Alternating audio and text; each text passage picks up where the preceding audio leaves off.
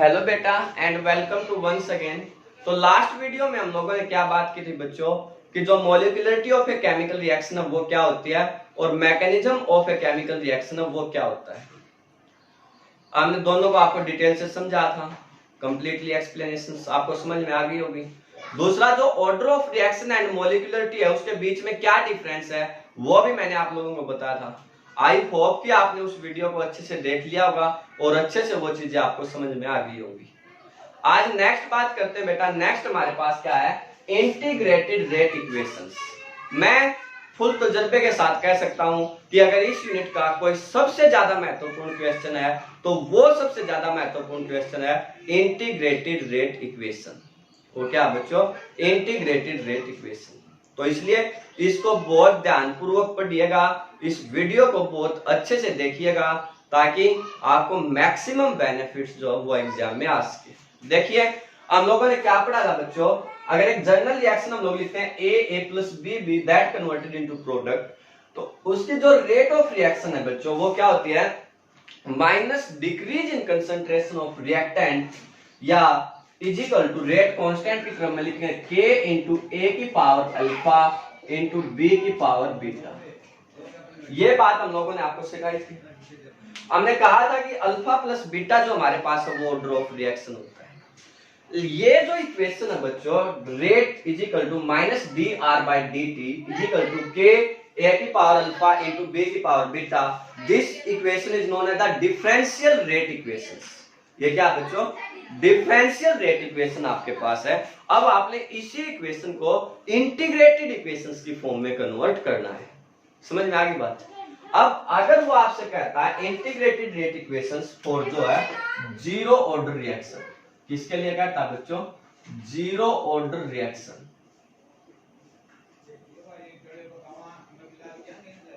जो integrated rate equations है for the zero order वो क्या होगी बच्चों। अब मान लीजिए आप लोगों को एक ऑर्डिनरी रिएक्शन दी जाती है ए, रिएक्टेंट आपके पास है that converted into product, A reactant A converted into product. अब इसकी रेट अगर आप लोग लिखेंगे बच्चों, रेट वो क्या आएगी, माइनस डी ए बाय में डी टी, ये रेट होती है, इज इक्वल टू के इंटू कंसंट्रेशन ऑफ ए की पावर क्या बच्चों, ये जीरो ऑर्डर रिएक्शन। तो इसका मतलब कंसंट्रेशन ऑफ ए की पावर क्या आ जाएगी, जीरो। कंसंट्रेशन ऑफ ए की पावर क्या आ जाएगी बेटा, जीरो। तो we can say that minus d a by d T is equal to k. Zero की पावर जो होती है वो क्या होगी, एक। आप लोगों को पता है बेटा किसी की पावर अगर जीरो होगी तो वो हमेशा क्या होता है, वन। तो इसका मतलब ए की पावर जीरो वन है, तो इसका मतलब d a by d T is equal to आपके पास क्या बेटा, के। तो we can write this equation minus d a is equal to k d t, या इस माइनस को अगर हम लोग यहां शिफ्ट कर दें तो ऐसे भी लिख सकते हैं d a is equal to minus k d t, ऐसे लिख सकते हैं बच्चा, पक्का। इसको इक्वेशन नंबर 1 मान लिया। हम लोग क्या करते हैं, इस इक्वेशन 1 का इंटीग्रेशन कर देते हैं। क्या लिखेंगे आप लोग, इंटीग्रेटिंग इक्वेशन 1 बोथ साइड। तो अब डी ए का इंटीग्रेशन क्या आएगा बच्चों, सबको पता है ए। मैं हमेशा कहता हूं जब dx आपके पास है उसका इंटीग्रेशन x होएगा बच्चों, dy है तो y हो जाएगा, dr है तो r हो जाएगा। तो अब a है, अगर dA है तो उसका इंटीग्रेशन क्या हो जाएगा बेटा, a is equal to minus k, constant है, कांस्टेंट का इंटीग्रेशन आपके पास होता नहीं है। अब dt अगर है तो dt का इंटीग्रेशन क्या हो जाएगा बेटा, t।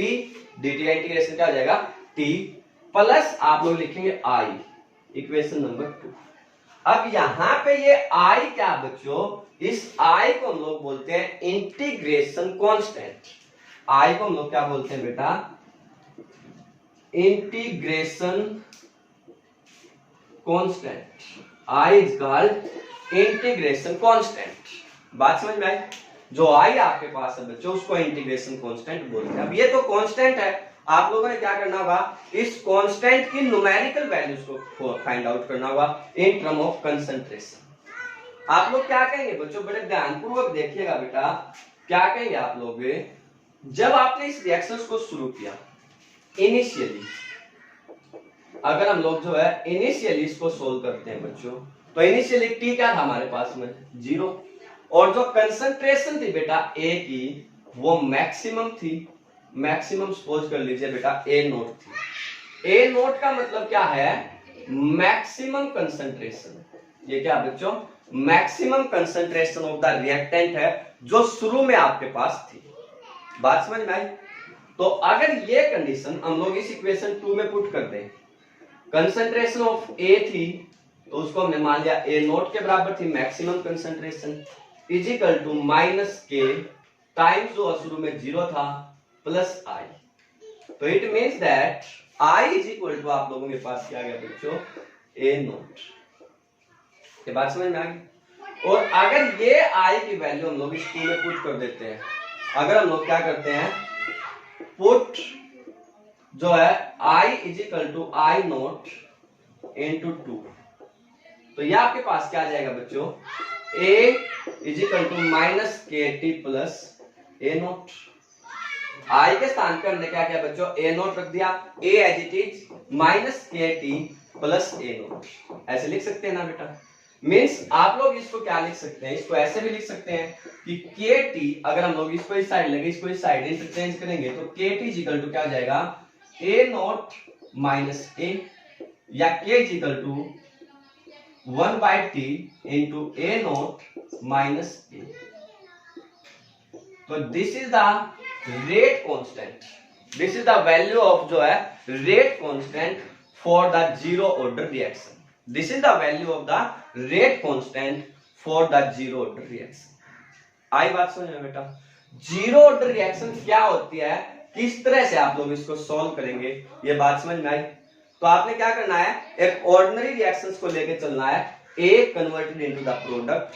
आप लोग कहेंगे अगर ये जीरो ऑर्डर रिएक्शन है तो आप लोग कहेंगे जो इसकी रेट हमारे पास है वो क्या आ गई, minus d a by D T is equal to के, ए की पावर क्या हो जाएगी 0, does not depend upon the concentration, it means a की पावर 0। तो minus d a by D T is equal to k, या d a is equal to minus k d t. आपने क्या करना है बेटा, इस इक्वेशन का दोनों साइड इंटीग्रेशन कर देना है। डी ए का इंटीग्रेशन होता है ए माइनस के टी प्लस आई, ये आपके पास क्या होगा, इसका आंसर आ जाएगा। बात समझ में आई? पक्का? तो अब यहाँ पे जो ये आई है, ये आई होता है बच्चों इंटीग्रेशन कांस्टेंट। आई क्या होता है, इंटीग्रेशन कांस्टेंट। तो आई अगर इंटीग्रेशन कांस्टेंट है तो आपने इस कांस्टेंट की वैल्यू को फाइंड आउट करना है।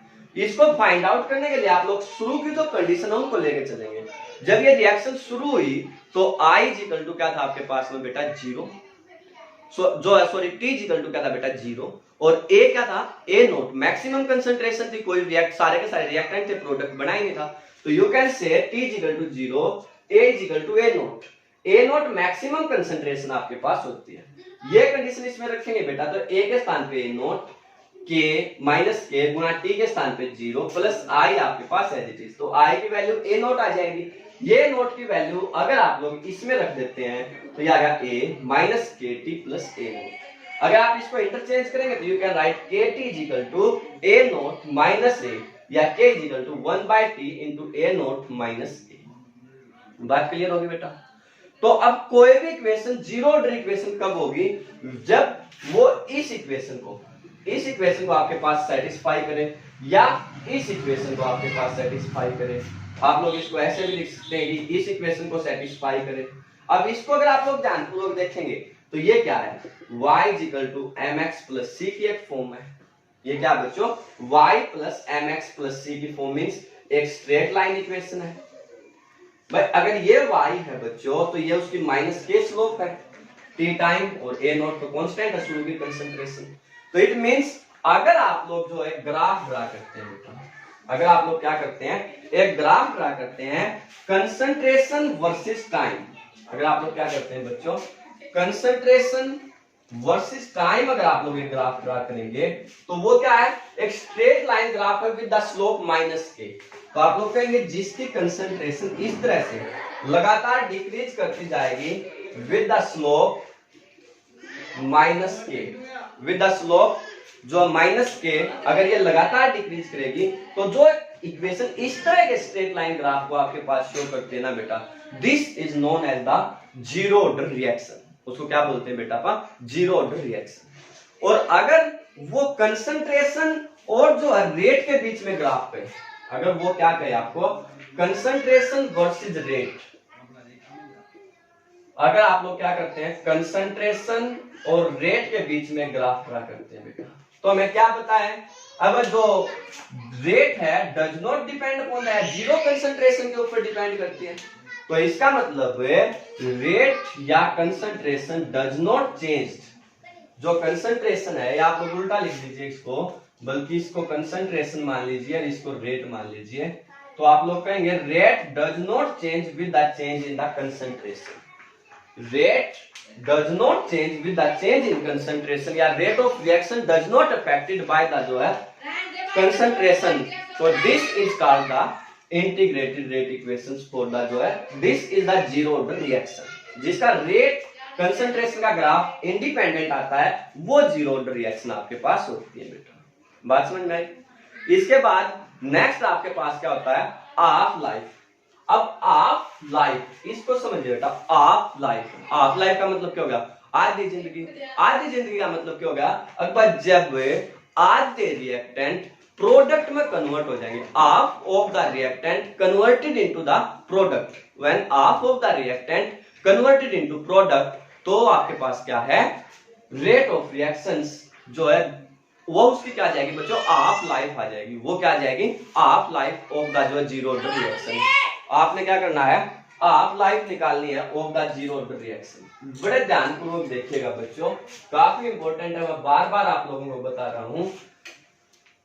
तो वो कैसे निकालेंगे, क्या निकालना आपने, हाफ लाइफ ऑफ जो है, half life of zero order reaction. तो वो क्या होगी, बस अब हम लोग कह रहे हैं बच्चों हाफ लाइफ कब आएगी, जब कंसंट्रेशन ऑफ ए किसके बराबर आ जाए, concentration of A naught by मट टू, मीन्स मैक्सिमम कंसंट्रेशन का जब हाफ हो जाएगी तो आपके पास हाफ लाइफ आती है। अभी मैंने आपको क्या सिखाया था कि जो रेट कांस्टेंट है वो क्या, 1/t into concentration of A not minus concentration of A. ये बात समझ में आ गई? अगर आप इसको इस साइड शिफ्ट करते हैं तो टी हाफ आपके पास क्या आएगा, 1/k इनटू बच्चों A not minus A naught by मट टू। ये बात समझ गए बेटा, पक्का? अब अगर इसको टी हाफ की टर्म में आप लोग लिखेंगे तो 1/k इनटू 2, अगर आप इसका एलसीएम लेते हैं तो 2a not minus a not, it means that ये क्या आ जाएगा, a नॉट बाय में 2k। तो जो टी हाफ है या हाफ लाइफ ऑफ द जो है जीरो ऑर्डर रिएक्शन है बच्चों, वो आपके पास आ जाएगी t half is equal to a naught by में 2k। वो क्या आ जाएगी बच्चों, ए नॉट बाय में 2k। जो भी हाफ लाइफ आपके पास है वो हाफ लाइफ जो है ए नॉट बाय में 2k हम लोग जो है लिख सकते हैं बेटा। अगर वो आपसे कहे कि ये ग्राफ ड्रा करिए आप लोग हाफ लाइफ और जो है कंसंट्रेशन के बीच में, अगर आपने क्या करना है बच्चों, हाफ लाइफ और ए नॉट। अब यहां से ये बात तो डायरेक्ट है कि ए नॉट 2/k, और हाफ जो लाइफ है वो डायरेक्टली प्रोपोर्शनल है कंसंट्रेशन ऑफ ए नॉट के। इनिशियल कंसंट्रेशन पे डिपेंड कर रही है तो डायरेक्टली, ये बात समझ में आ रही है कि नहीं आ रही है, t half is directly proportional to concentration of A naught. तो it means that directly proportional का ग्राफ आप लोगों को हमेशा पता है बच्चों क्या आता है, एक स्ट्रेट लाइन ग्राफ। अगर ये आपके पास क्या है, कंसंट्रेशन है, आप जो है इनिशियल कंसंट्रेशन की वेरिएशन है, ये टी हाफ आपके पास, तो आप लोग कहेंगे ये हमारे पास एक स्ट्रेट लाइन ग्राफ आ जाएगा विद द स्लोप 1/2k। जो इसकी स्लोप है बच्चों वो क्या है, 1/2k, ये आपके पास स्लोप है। तो इसका मतलब एक जीरो ऑर्डर रिएक्शन की कंडीशंस क्या क्या होगी बच्चों, अगर कंसंट्रेशन वर्सेस टाइम दे रखा है तो -k की स्लोप से इस तरह का ग्राफ आपके पास आना चाहिए, straight line graph with the slope -k। अगर हाफ लाइफ और जो कंसंट्रेशन दे रखी है बेटा तो स्लोप ऑफ 1/2k एक स्ट्रेट लाइन ग्राफ चलना चाहिए। और अगर आप लोगों ने रेट और कंसंट्रेशन के बीच में ग्राफ ड्रा करना बच्चों। तो rate does not change with the concentration, तो ये आपके पास जो इस तरह से एक स्ट्रेट लाइन ग्राफ आपके पास आएगा। Rate does not change with the concentration. तो these are the zero order reactions. ये क्या है? जीरो ऑर्डर रिएक्शंस के लिए नेसेसरी कंडीशन आपके पास है बच्चों। आई होप कि ये जो जीरो ऑर्डर रिएक्शन है इसका कॉन्सेप्ट आप लोगों को बहुत अच्छे से जो है वो समझ में आ गया हो। ठीक है, अगर फिर भी कोई प्रॉब्लम बचे बेटा तो आप लोग जो है हमसे पूछ सकते हैं कमेंट करके, हम लोग उसका आंसर जरूर देंगे। बेस्ट ऑफ लक, बहुत अच्छे से करिएगा बेटा इसको।